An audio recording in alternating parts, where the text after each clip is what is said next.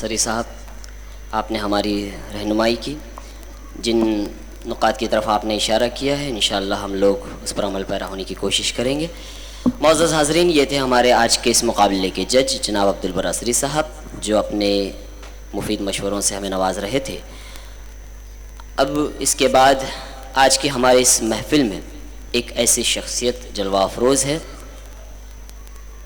جو ایک ایسے شعبے سے تعلق ہے جہاں ادب کا گزر تو کیا نام لینا بھی شاید محال ہوگا، جس کے تعلق سے یہ ضرور کہا جا سکتا ہے کہ وہ اگر شعبہ مشرق میں ہے تو ادب مغرب میں ہے، لیکن ایک ایسی شخصیت ہمارے یہاں آج موجود ہے جو اس مشرق اور مغرب ان دونوں کو سمے ہوئے ہے۔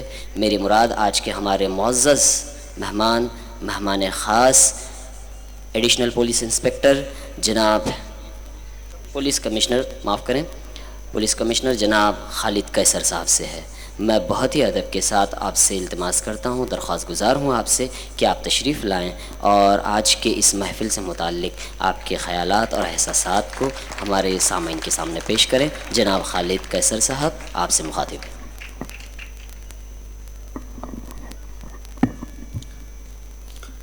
کونکن مسلم ایجوکیشن سوسائٹی کے سرپرست جناب اسلم فقی صاحب، تمام ذمہ داران جنہوں نے آج کی یہ خوبصورت محفل سجائی ہے اور آج کے اس پروگرام کو کامیاب کرنے میں جن کا سب سے زیادہ ہاتھ رہا، وہ تمام ہمارے طلباء اور طالبات۔ دوستو، مجھے معلوم ہے کہ پروگرام صبح سے چل رہا ہے اور پروگرام کی کامیابی کی ضمانت یہ ہے کہ اسٹیج پہ جتنے لوگ ہوں سامنے اس سے کہیں زیادہ لوگ ہوں۔ اگر اسٹیج پہ لوگ زیادہ ہو جائیں اور سامنے لوگ کم ہو جائیں تو اس کا مطلب پروگرام بند کرنے کا صحیح وقت آ گیا ہے۔ خیر، انشاءاللہ وہ صورت نہیں آئے گی کیونکہ مقابلہ تقریر کا تھا، اور جیسا کہ آپ کو معلوم ہے کہ تقریر کے سلسلے میں غالب کے یہاں بھی خیال ملتا ہے کہ تقریر وہ چیز ہے کہ میں نے کہا اور سامنے والے کو یہ لگا کہ گویا یہ بھی اس کے دل میں ہے۔ تقریر کا کمال یہ ہے۔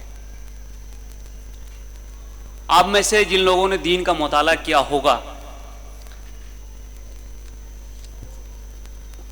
جب سرور کائنات کو تبلیغ کا حکم دیا گیا تو صرف دو باتیں کہی گئیں کہ نبی دین کی دعوت دیجئے حکمت اور خوش بیانی سے۔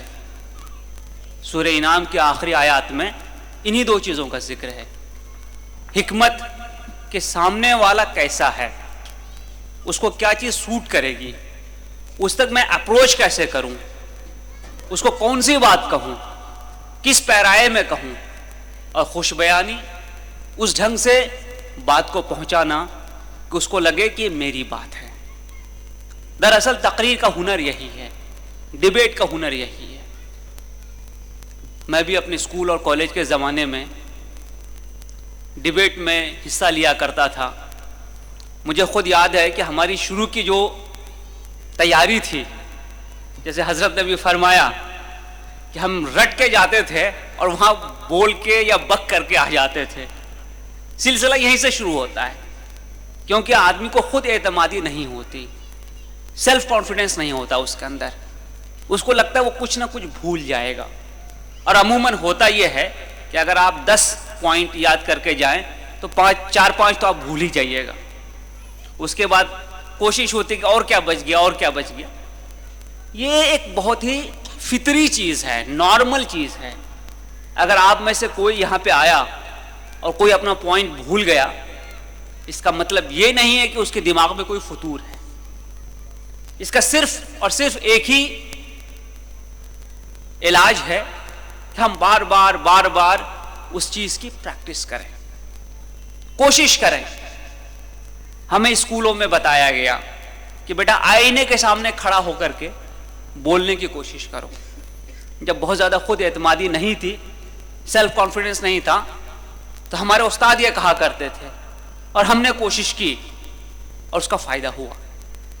تو ایک تو یہ طریقہ ہے۔ دوسرا طریقہ یہ ہے کہ جب ہم تنہا ہوں اور ہمارے پاس کوئی بہت ضروری کام نہ ہو تو ہم کوشش کریں کہ کوئی ایک ٹاپک ہم لے لیں اور اس پہ بات کرنے کی کوشش کریں، اس کے فار میں، اس کے فیور میں اور اس کے اگینسٹ میں.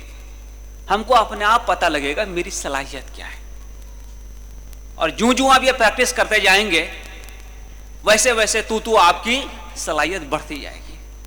مجھے یاد ہے کہ سول سروس کا جو انٹرویو ہوتا ہے اس میں ایک کالم ہوتا ہے، ہابی آپ کی کیا ہے، اور ہابی پہ سوال کیے جاتے ہیں.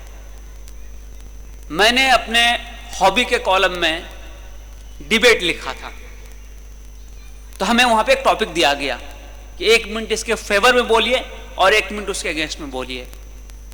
دوستو آپ کی یہاں پہ جو حالت تھی، میری حالت اس سے کہیں بدتر وہاں تھی، کیونکہ یہاں انعام ملنا اور نہ ملنا صرف یہی چیز اسٹیک پہ ہے. وہاں کامیاب ہونا زندگی میں اور ناکام ہونا یہ اسٹیک پہ تھا. تو اسٹیک بہت بڑا تھا، لیکن اللہ کا شکر ہے کہ وہاں پہ چونکہ برسوں کی ایک پریکٹس تھی تو محنت وہاں پہ کام آئی، اور جو ٹاپک مجھے دیا گیا تھا اس ٹاپک پہ ہم نے کوشش کی کہ ہم سے جو بن پڑا ہم نے کہا. تو یہ کام آتی ہے. کسی ڈیبیٹ یا تقریر کی بنیاد کیا ہے؟ اس کی بنیاد 2 ہے، وہی جو ہم اشعار میں بھی رکھتے ہیں، وہی جو ہم تحریر میں رکھتے ہیں، چاہے وہ نثر ہو چاہے نظم ہو، دعویٰ اور دلیل. کسی بھی گفتگو کی بنیاد اسی پہ ہے، دعویٰ اور دلیل. کہ آپ دعویٰ کیا کرتے ہیں اور اس کی دلیل کیا دیتے ہیں. دعویٰ کرنا بہت آسان ہے، میں بڑا ایماندار آدمی ہوں. دلیل کیا ہے؟ دعویٰ کرنا بہت آسان ہے کہ ہم اپنے سسٹم سے ہٹ گئے، ویلیوز کو بھول گئے. یہ سارے جو ٹاپک ہیں دعووں کے ہیں، جو میں پڑھ رہا تھا ابھی یہ دعویٰ ہے. ایک ٹاپک ایک دعویٰ ہے. صرف دعوے پہ بات کرنے سے کچھ نہیں ہوتا ہے، اس کی دلیل آپ کے پاس کیا ہے اور اس دلیل کا ثبوت کیا ہے. یہ دلیل اس وقت کارگر ہوگی، مؤثر ہوگی جب آپ کی تیاری خوب ہو، آپ کی پڑھائی خوب ہو، آپ کی سمجھ خوب ہو. اور دلیل میں اثر شعور سے آتا ہے، شعور تعلیم سے آتا ہے. اور یہی وجہ ہے کہ جب اسلام کی پہلی وحی اتری تو اس میں یہ نہیں کہا گیا کہ کاروبار کرو، یہ نہیں کہا گیا نماز پڑھو، یہ نہیں کہا گیا روزے رکھو. کہا یہ گیا پڑھ، کیونکہ پڑھنے سے ذہن کھلتا ہے، کیونکہ پڑھنے سے شعور آتا ہے، کیونکہ پڑھنے سے صحیح اور غلط کی تمیز آتی ہے، کیونکہ پڑھنے سے انسان اپنے آپ کو پہچانتا ہے اور اپنے رب کو پہچانتا ہے. اس لیے پہلی بات جو کہی گئی وہ تھی اقرا، پڑھ. یہ پڑھائی کسی بھی چیز کو پہچاننے کے لیے بنیاد ہے، ضرورت ہے. چاہے آپ کی تقریر ہو، چاہے آپ کا امتحان ہو، چاہے آپ کا کورس ہو، اسی سے آپ کا ذہن کھلے گا، اسی سے شعور آئے گا، اسی سے کامیابی آئے گی، اسی سے راہ راست آئے گا. آپ جب دین کا مطالعہ کریں گے تو رب بار بار کہتا ہے تم دیکھتے کیوں نہیں، تم غور کیوں نہیں کرتے ہو، تم سوچتے کیوں نہیں ہو. کہاں سے چیزیں آئیں گی؟ پڑھنے سے آئیں گے، سمجھنے سے آئیں گے. پڑھنے کا مطلب صرف کتابوں کو پڑھنا نہیں ہے، پڑھنے کا مطلب تجربہ بھی ہوتا ہے، پڑھنے کا مطلب اچھوں کی صحبت میں بیٹھنا بھی ہوتا ہے، پڑھنے کا مطلب الگ الگ جگہ پہ جا کے چیزوں کو دیکھنا بھی ہوتا ہے، پڑھنے کا مطلب تجربہ بھی ہوتا ہے، پڑھنے کا مطلب ہر وہ چیز کو حاصل کرنا جو میرے اندر نہیں ہے، اچھائی کی طرف جانا، یہ پڑھنا ہے.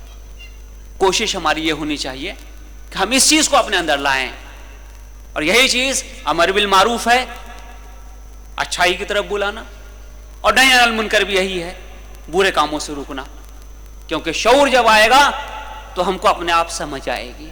وہ سمجھ پھر تقریر کی ہو، تحریر کی ہو، کورس کی ہو، وہ ہمارے اندر آئے گی. تو ضرورت اس بات کی ہے کہ ہم اس چیز کو سمجھ لیں. اور اسی لیے جو تقریریں ہوتی ہیں اگر اس میں شعور نہیں ہو تو اس میں پھر وہی ہوتا ہے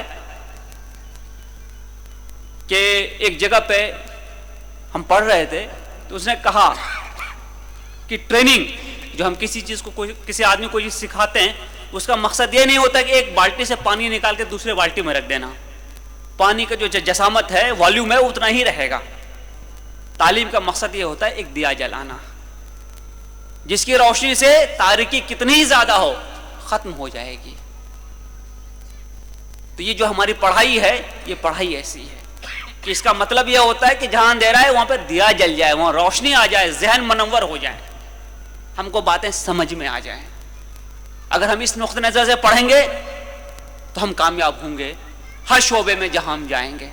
اور ہمیشہ اسٹوڈنٹ کو، طالب علم کو یہ کوشش کرنی چاہیے کہ دن اس کا جب ختم ہو جائے، جب وہ آرام کرنے کو جائے تو ایک بار سوچے کہ دن بھر میں نے کیا کیا، کیا میں جس مقصد کے لیے کوشش کر رہا ہوں اس مقصد کے تحت آج جو میں نے کام کیا دن بھر میں وہ مجھے کامیابی کی طرف لے جائے گا یا ناکامی کی طرف لے جائے گا.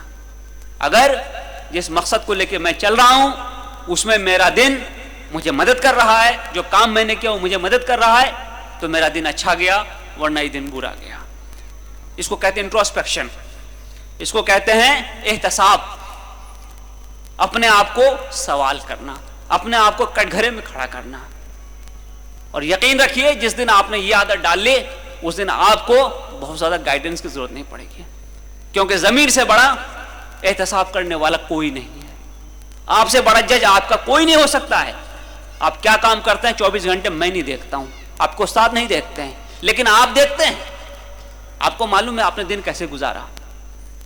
ہمیں یاد ہے ہم جب اسٹوڈنٹ تھے ایک صاحب کے روم میں گئے، کمرے میں گئے، بہت موٹی موٹی کتابیں رکھی ہوئی تھی، 500-600 پیجز کی، 250-300 پیجز پلٹائے ہوئے تھے اور پورا کا پورا انڈر لائن کیا ہوا تھا. میں بڑا امپریس ہو کے وہاں سے آیا کہ صاحب بڑی محنت کر رہے ہیں.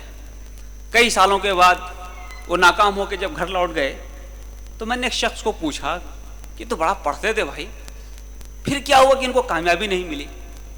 انہوں نے بتایا نہیں یہ ان کی عادت تھی کہ وہ کتابوں کو آدھا پلٹا کے رکھتے تھے اور انڈر لائن کر کے رکھتے تھے تاکہ ان کے پاس کوئی آ جائے تو ان سے امپریس ہو جائے. کس کو آپ امپریس کریں گے؟ کتنے دنوں تک امپریس کریں گے؟ آپ دھوکہ دوسرے کو نہیں دے سکتے، خود کو دے سکتے ہیں.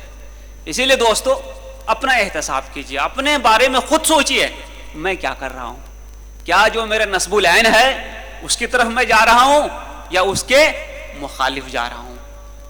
تو یہ کوشش اگر ہم نے کر لی تو مجھے لگتا ہے کہ ہمارا کریئر کامیاب ہو جائے گا اور ہمارے اندر وہ صلاحیت بیدار ہو جائے گی جس کی ضرورت زندگی کے ہر شعبے میں ہے، چاہے تقریر میں ہو، چاہے تحریر میں ہو، چاہے کلاسز میں ہوں، چاہے ایگزام میں ہو.